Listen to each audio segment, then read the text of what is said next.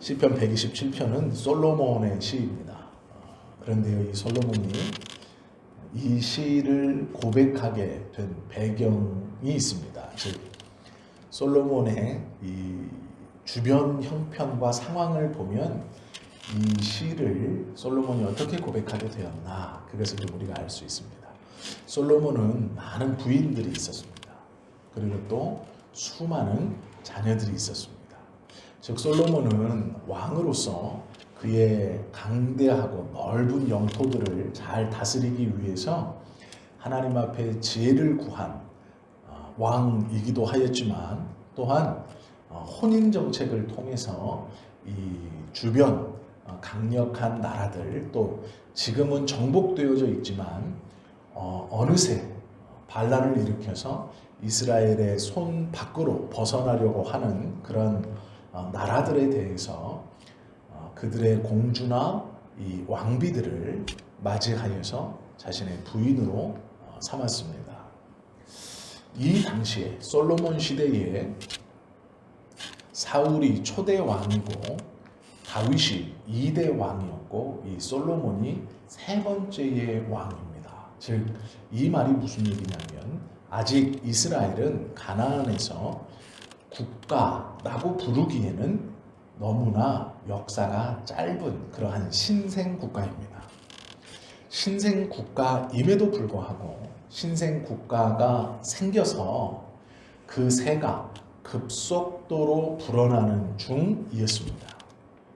그리하여 이 가나안에는 많은 원래 살고 있었던 원주민들, 그리고 이 가나안에서 조금만 벗어나면 또 우리가 이방인들이라고 부르는 다른 여러 도시국가 겸 부족국가들이 자신들을 국가라고 이야기하면서 존재하고 있었습니다. 그들을 복속시키는 데 있어서 가장 좋은 것은 무력으로 완전히 누르는 것입니다. 그런데 그렇게 되면 빈번하게 반란도 일어났고, 또한 무력으로 누르면 피차 막대한 피해를 받습니다. 그래서 전쟁에서 승리한 국가든 전쟁에서 패배한 국가든 씻을 수 없는, 즉 사람의 손실을 경험하게 됩니다. 이 솔로몬 시대의 인구는 지금 우리가 생각하는 것처럼 엄청나게 많은 인구가 아니었습니다. 그래서 사람을 상하는 것은 전쟁을 이긴 국가에 있어서도 막대한 피해였고, 전쟁을 패배한 국가에서는 말할 필요가 없는 손해였습니다. 그래서 이들이 화평을 맺고 서로 복종을 하고 복속이 되어서 국가를 좀 잘 경영할 때에 많은 이방인들이 취하는 방법이 혼인 정책이었습니다. 그리고 또 특별히 이스라엘은 그것이 더했습니다. 왜 그러냐면, 이스라엘이 가나안 땅에 들어와 정복 전쟁을 벌일 때 원주민들의 입장에서 이스라엘은 무서운 사람들이었습니다. 왜 그랬냐면, 이스라엘은 가나안에 사람뿐 아니라 동물들까지 모두 다 멸한다 라는 각오로 들어왔기 때문에 그랬습니다. 물론 이스라엘의 입장에서 그것은 하나님의 명령이었습니다.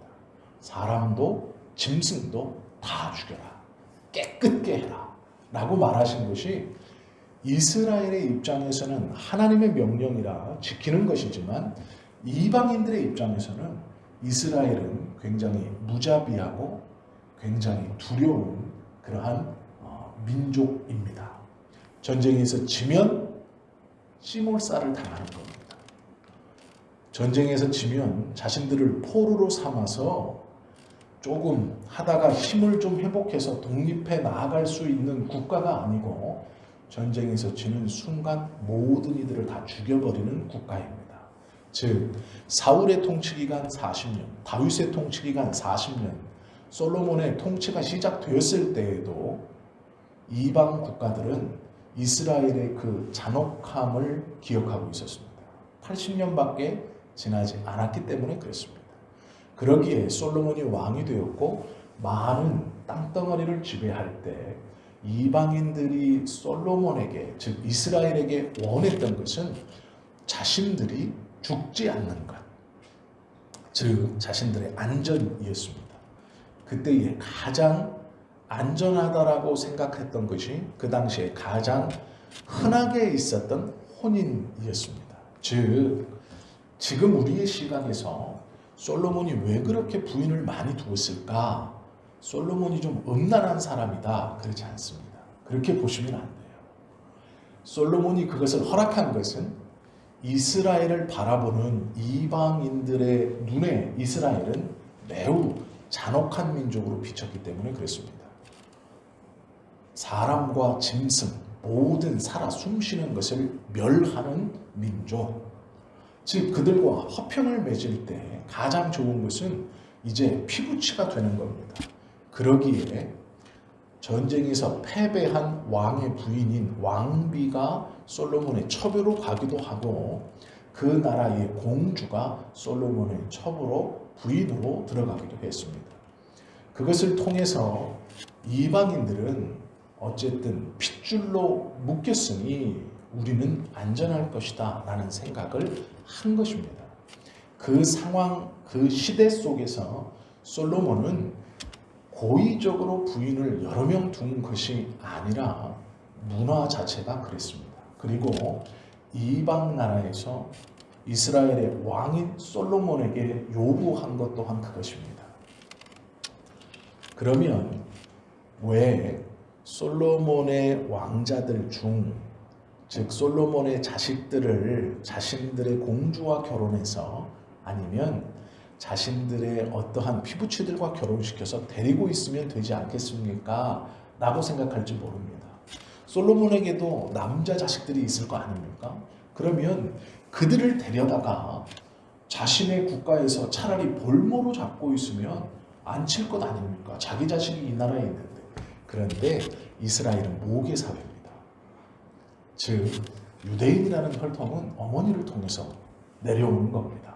그러기에 남자아이를 데려다 키운다고 그를 결혼시켜서 우리 국가에 가둬놓는다고 해서 이스라엘에서 저기는 유대인이지 우리 핏줄이지라고 생각하지 않습니다. 어머니 쪽을 데려와야 되는 겁니다.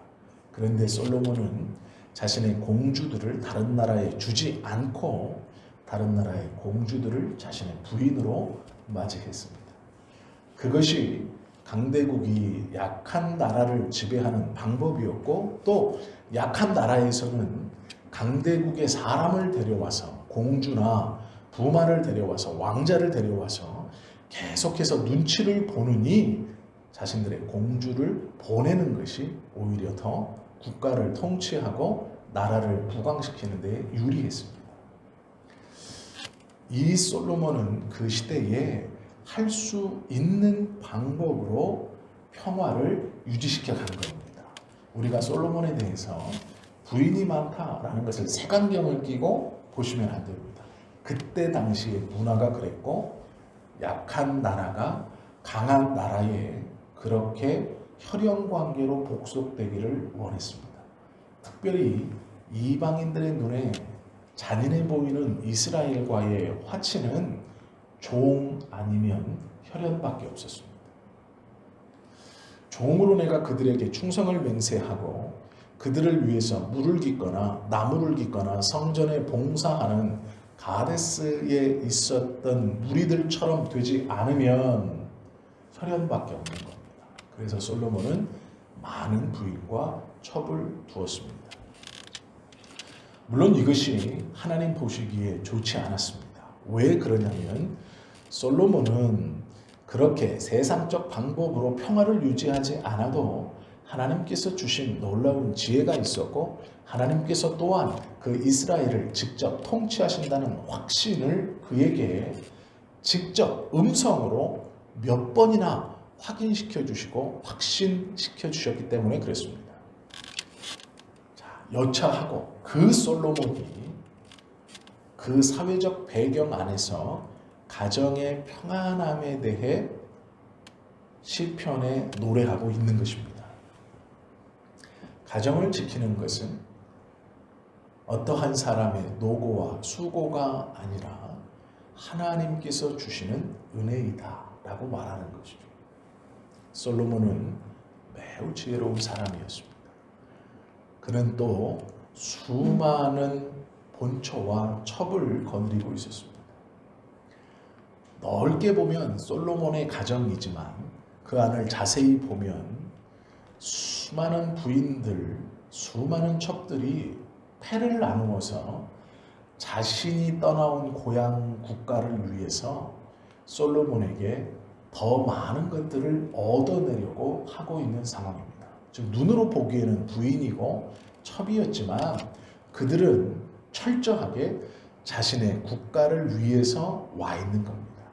즉 자신의 국가를 희생해서 솔로몬을 섬기고자 하는 사람은 아무도 없었습니다.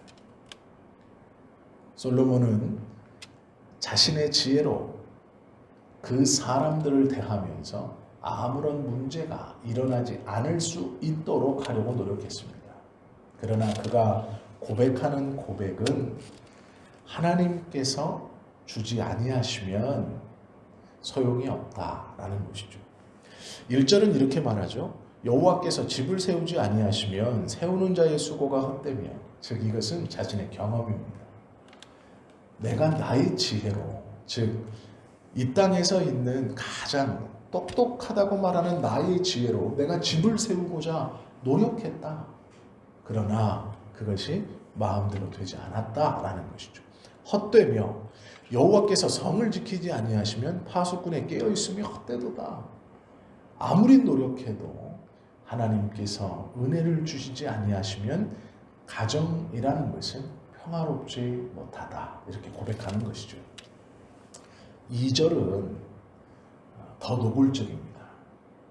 너희가 일찍이 일어나고 늦게 누우며, 즉 가정을 위해서 새벽부터 나가 하루 종일 일을 하고 늦은 저녁 들어와 누우며 수고의 떡을 먹음이 헛되도다.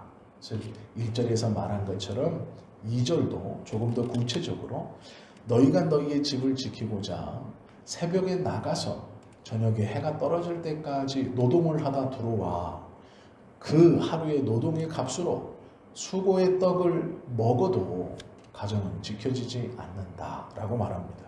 그리고 그 뒤에 여호와께서 그의 사랑하는 자에게는 잠을 주시는도다. 이 말씀을 오해하시면 안 되는 게요.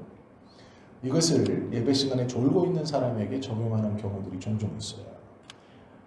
잠은 여호와가 주시는 것이니 주시는 것도 괜찮습니다. 이렇게 말하죠. 그런 뜻이 아니고요. 이런 뜻입니다.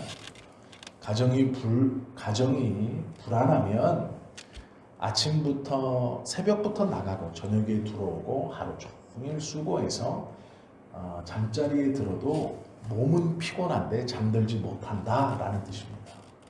그러기에 잠을 잘 수 있는 것은 하나님께서 잠을 허락하셨을 때, 즉 육신의 피곤뿐 아니라 하나님이 그에게 평안함을 주셨기 때문에 잠을 잘 수 있는 것이다 라고 말하는 거예요.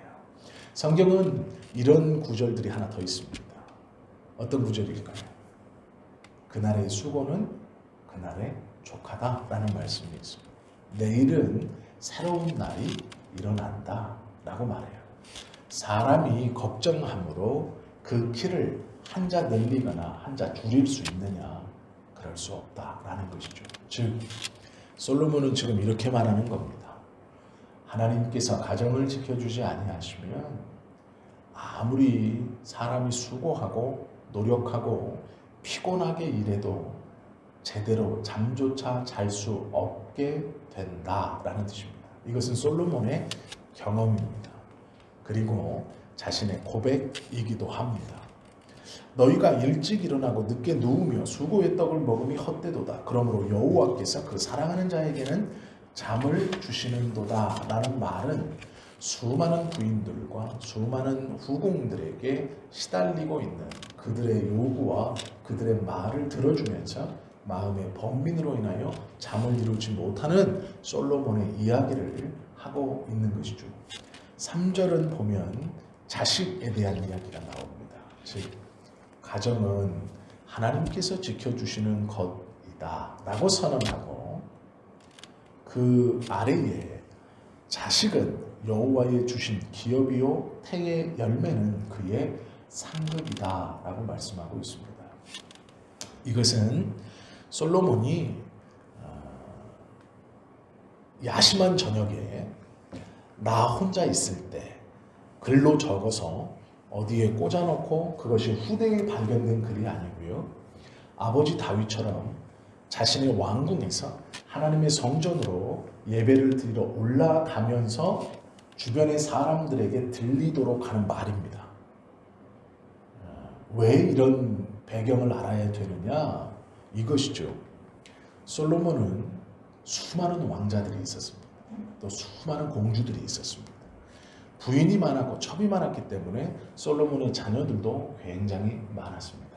성경은 그 솔로몬의 자녀들 중 대표적인 그 다음 왕이 되는 여로보암과 르호보암의 이야기만 하고 있지만 솔로몬에게는 수많은 자녀들이 있었습니다. 그러면 솔로몬이 왕이 되었을 때 아버지 다윗에게서 왕위를 정상적으로 물려받은 게 아닙니다. 솔로몬은 원래 왕위 계승권자 안에 들어가는 왕자가 아니었습니다. 그는 그의 잘난 형들이 버티고 있었기 때문에 왕의 후보에 들어가지 못하는 사람이었습니다. 그런데 문제는 다윗의 왕위가 길어진다고 생각하자 큰아들이 반란을 일으킵니다. 그리고 이 큰아들이 반란을 일으키면서 왕자들을 다 죽였습니다. 왕이 서열 안에 들어가는 왕자들, 즉 자기 형제들을 다 죽였습니다. 그리고 결국은 자기도 죽습니다. 그 반란의 실패로 인해서. 그리고 그 칼을 피했던 왕권 밖에 있었던, 서열 밖에 있었던 솔로몬이 살아남아 왕위를 넘겨받은 것이죠. 물론 이 왕위를 넘겨받을 때 역대 상하, 열왕기 상하를 가만히 읽어보시면 그의 어머니가 다윗에게 여러 말로 조금 송사를 합니다. 솔로몬이 왕이 되지 않으면 죽임을 당할 겁니다. 솔로몬이 왕이 돼야 됩니다. 뭐 이런 말들을 해요. 자신의 아들을 왕이 되게 하기 위해서. 솔로몬은 그것을 경험하고 왕이 된 것입니다. 그런데 솔로몬은 많은 왕자들, 공주들이 있었습니다. 그러면 주변에서 무슨 말을 하겠습니까? 신하들이 이런 말을 할 것입니다. 왕이요, 당신이 왕이 될 때 보지 않았습니까? 왕자들이 많다는 것은 분란의 씨앗입니다. 저들 중에 누군가 반란을 일으켜 형제들을 죽일 수 있고, 저들 중에 누군가 직접적으로 반란을 일으켜 당신의 형들처럼 아버지 다윗을 몰아냈던 것처럼 당신을 몰아내려고 할 수도 있습니다. 라는 진언들이 있었을 것입니다. 솔로몬도 그것을 여러 번 들었을 겁니다. 그러나 솔로몬은 자녀에 대한 것을 하나님의 복이라고 생각했습니다. 왜 그러냐면 솔로몬은 지혜로운 사람입니다.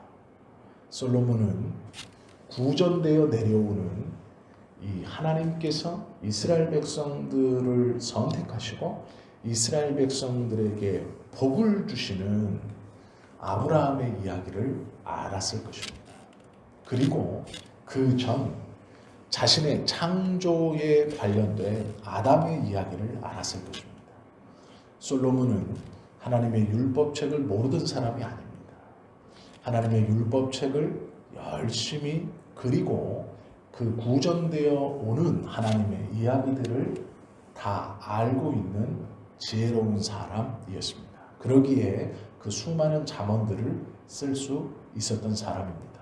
그에게 자녀는 다툼과 불행의 씨앗이 아니라 하나님께서 주시는 복이라고 생각했습니다. 그래서 그것을 지금 성전에 올라가면서 따라오는 대소신료들과 사람들이 들을 수 있도록 하는 것이 3절입니다. 보라, 자식들은 여호와의 기업이요 태의 열매는 그의 상급이로다. 즉 자녀가 많다는 것은 불행의 씨앗이나 반란의 씨앗이 아니라 여호와의 복이고 하나님의 상급이다. 즉 내가 자녀를 많이 둔 것은 하나님의 상급이고 하나님의 복을 누리고 있는 것이다. 이렇게 말하는 겁니다. 이것을 자기가 하나님한테 고백하는 것이기도 하지만 주변에 따라오는 신하들에게 들으라고 하는 겁니다. 그리고 그만큼 자신이 있다는 얘기입니다. 왜 그러느냐? 솔로몬이 기억했던 것은 4절, 5절 말씀 보면 젊은 자의 자식은 장사의 수중에 활과 같으니 이것이 그 전통에 가득한 자는 복되다. 저희가 성문에서 그 원수와 말할 때에 수치를 당하지 아니할 것이다. 왜 이렇게 솔로몬이 자신할 수 있었느냐? 그는 구전대에 내려오는 모세의 오경의 내용, 특별히 그 모세의 오경 중에 앞에 있는 창세기에서 계속해서 말씀하고 있는 내용을 알았을 겁니다.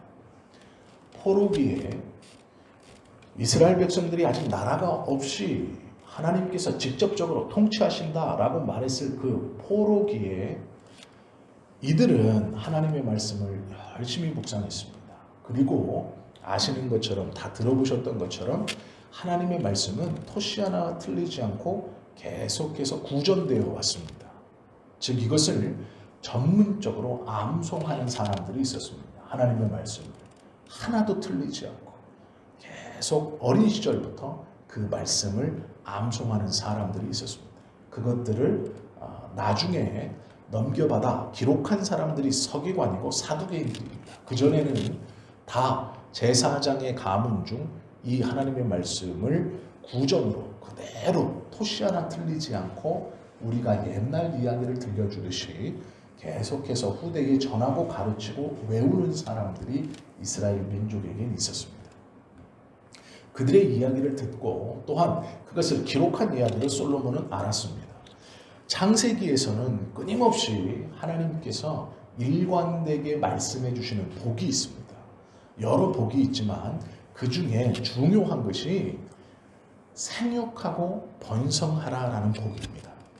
창세기 1장에 보면 창조를 다 마치시고 사람에게 하신 말씀이 생육하고 번성하여 땅에 충만하라, 땅을 정복하라, 바다의 고기와 공중의 새와 땅에 움직이는 모든 생물을 다스리라. 즉 번성하라고 하나님이 말씀하셨습니다. 충만해져라. 창조 직후 하나님께서 주신 복입니다. 그리고 노아의 홍수 이후에도 생육하고 번성하여 땅에 충만하라고 창세기 9장에 보면 동일한 말씀을 노아에게도 주십니다. 노아의 후손들과.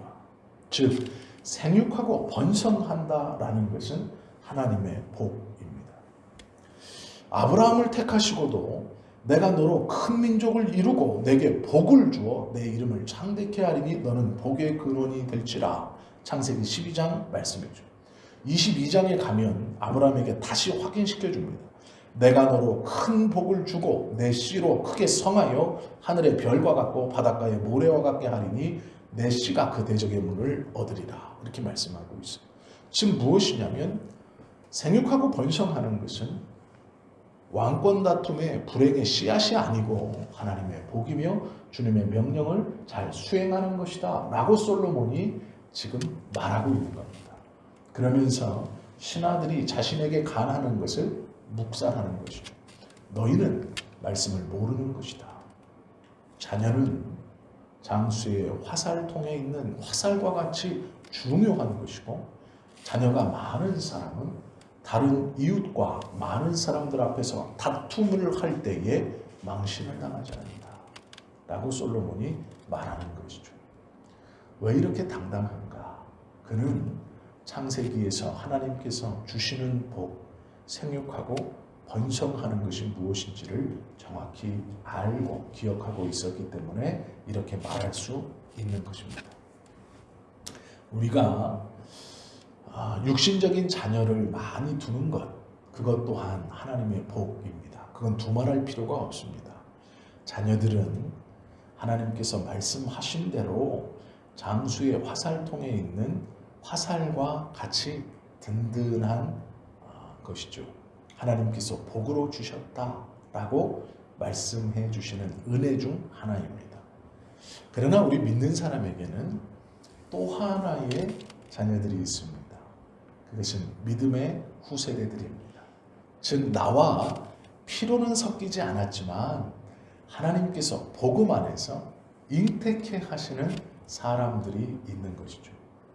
바울은 특별히 디모데를 가리켜 그렇게 생각했습니다. 또한 바울은 누가나 마태를 가리켜서도 그렇게 귀하게 자신의 자녀처럼 여겼습니다. 복음 안에서 함께 하나님의 말씀으로 묶이어 나의 육신의 자녀와 함께 있는 것처럼 말씀으로 묶인 그 사람과의 관계가 우리에게 얼마나 중요한 것인지, 그리고 우리가 전도하여 복음을 전하며 그 은혜에 순종하여서 믿음의 후세대들에게 은혜를 전달해 주는 것이 얼마나 값진 것인지를 말씀해 주고 있다라는 것이죠. 솔로몬이 자신했던 이유는 하나님의 말씀을 기억했기 때문입니다. 생육하고 번성하라는 것은 명령이며 주님의 복이다 라고 말한 것이죠. 그리고 그렇게 믿었기 때문에 가능한 것입니다. 우리는 육신의 자녀들 플러스 또한 하나님께서 복음과 말씀 안에서 우리로 잉태케 하게 하시는 그 영적인 자녀들의 다산도 애쓰고 힘써야 한다라는 것입니다. 그러기에 교회는 젊은 세대들을 위해서 나이가 많은 세대들이 노력하고 애써야 합니다. 젊은 세대들이 자라날 수 있도록 그들의 신앙과 믿음이 성장할 수 있도록 내 육신의 자녀를 위해서 부모가 애쓰고 힘쓰듯이 그 젊은이들을 위해서도 교회는 애쓰고 힘써야 합니다. 우리 교회를 보셔도 알 수 있지만 다른 교회 예에 들 필요 없이 알 수 있는 것처럼 교회에 지금 우리 교회뿐 아니라 수많은 교회들은 교회에 청년들과 어린아이들이 없습니다. 특별히 10대의 아이들은 거의 없습니다. 아마 다 경험이 있으실 거예요. 제가 중국에 있을 때 40대 중반 정도 되신 집사님이 저에게 오셔서 직접적으로 한 얘기입니다. 그때 저희가 중고등부가 한 20명 정도 됐습니다. 그런데 이분이 뭐라고 그러셨냐면, 목사님, 우리 교회는 규모가 작기 때문에 중고등부 아이들을 차라리 저 연합교회로 다 보내서 중고등부를 없애버리죠. 이렇게 말씀하셨어요. 그래서 집사님 무슨 말씀이십니까? 라고 말하니까 여자 집사님들과 전도사님 한 분이 중등부, 고등부, 청년부를 담당해서 하시는 것은 역부족인 것 같고 차라리 학생부를 없애버리고 우리 아이들을 저 연합교회 큰 교회로 보내서 교육을 시키고 우리는 장년들 교육에 집중하면 좋을 것 같습니다. 이렇게 말씀하셨어요. 그런데 그분이 공교롭게 재정부장이셨어요. 말은 안 했지만 20명의 아이들이 수련회에서 쓰는 돈, 모여서 쓰는 돈이 아까우셨던 거예요. 그러니까 그걸 돌려 얘기한 겁니다. 그런데 놀랍게도 그 돌려 얘기한다는 것이 더 큰 일을 불러왔죠. 중고등부를 없애자 이렇게 얘기하시는 거예요. 이게 뭘까요? 돈이 안 되니까. 목사님, 돈이 안 되니까 애들 그냥 큰 교회로 보내고 우리는 어른들만 가죠. 이 말씀이세요. 자신의 자녀가 중고등부였어요. 자신의 자녀들도 중학생들이었습니다. 그런데 그렇게 말씀하시는 거예요. 근데 이게 중국에서 그 집사님만 가지고 있는 생각입니까? 그렇지 않습니다. 제가 한국에서 사역할 때 중고등부, 청년부를 사역할 때 다 그런 건 아니지만 어떤 분들이 그렇게 말씀하셨어요. 돈도 안 되는 것들, 이렇게 아이들을 보고 돈만 가져가는 것들, 이렇게 말씀하셨어요. 지금 그 피해를 고스란히 떠안고 보고 있는 겁니다. 그 돈도 안 되는 것들은 10년 뒤에도 돈도 안 되는 것들이고 20년 뒤에도 돈도 안 되는 것들입니까? 아니죠. 그때의 그 10대의 아이들이 자라서 교회의 일꾼들이 되는 겁니다. 그런데 그때 그렇게 하찮게 여기고 내몰았던 그 10대, 20대, 30대들이 지금 없습니다. 교회에. 그리고 그 10대, 20대, 30대의 자녀들도 교회에 없습니다. 하찮게 여겼던 후세대들의 교육에 대해서 돈이라는 것 때문에 교회 밖으로 몰아냈던 그것을 지금 고스란히 받고 있는 겁니다. 누구의 책임도 아닌 우리들 스스로의 책임을 지금 떠안고 있는 겁니다. 이건 하나님께 기도할 문제가 아니에요. 하나님 우리 교회 중고등부를 보내주십시오. 아니요. 그러기 전에 10년 전에 왜 그들을 내보냈는지를 회개해야 되는 거예요. 출발은 거기서부터 해야 문제가 해결되는 겁니다. 그런데 그러지 않고 지금 젊은이들을 보내주십시오. 일꾼을 보내주십시오. 라고 기도하는 것은 내가 하나님 앞에 잘못된 것을 눈 감고 주님 앞에 책임을 돌리는 것입니다. 우리가 믿음의 후세대들을 자녀들을 양육함이 그것이 생육하고 번성함이 하나님의 복이라는 말씀을 믿는다면 말씀 안에서 어린아이들을 대함과 그 젊은이들을 대함에 있어서 내 자녀를 양육하듯 그리고 이들이 결국 하나님의 교회의 일꾼들이 된다는 것을 잊지 말고 그들을 잘 양육하기를 힘써야 합니다. 우리 교회도 많이 회개하고 다시 돌아보고 그 어린아이들을 위해서 할 수만 있으면 힘쓰고 애쓰는 것이 맞습니다. 어느 때라도 신앙의 후세대들에 대한 교육은 소홀히 해서는 안 되는 겁니다.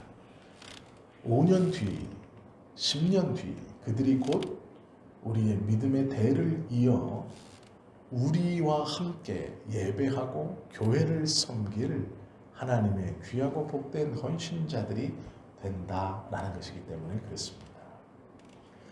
누구의 책임이 아니라 우리 모두의 책임입니다. 솔로몬이 오늘 성전에 올라가면서 자신과 함께 있는 사람들에게 가정에 대한 이야기, 자녀에 대한 이야기를 큰 소리로 노래하는 것을 우리가 잠시 보았습니다. 두 가지를 좀 알아야 됩니다. 첫째는 가정은 하나님이 지켜주시는 것이고 두 번째는 자녀들은 하나님의 복이라는 것입니다. 결코 나의 삶을 깎아먹거나 나의 삶을 귀찮게 하거나 나의 삶의 짐이 아니라 그 자녀들은 하나님께서 우리에게 허락해 주신 놀라운 복입니다. 그리고 하나 더 기억하면 좋을 것은 육신의 자녀들뿐 아니라 복음 안에서 말씀의 후세대들을 키우는 것도 하나님께서 생육하고 번성하라 하시는 말씀에 순종하는 매우 중요한 일입니다. 그러므로 우리는 우리의 육신의 자녀들뿐 아니라 젊은 세대들을 향해서도 그 동일한 사랑의 마음을 가지고 그들을 키워낼 준비와 각오가 되어 있어야 합니다. 그러한 마음을 어떠한 순간에도 잊어버리지 않고 온전히 가지고 있어 그 기회가 왔을 때 우리 성지교회는 그들을 잘 양육하고 길러낼 수 있는 교회가 될 수 있기를 바랍니다.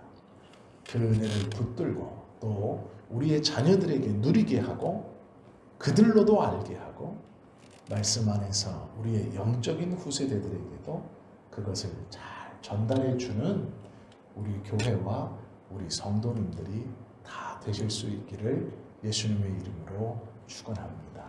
기도하겠습니다.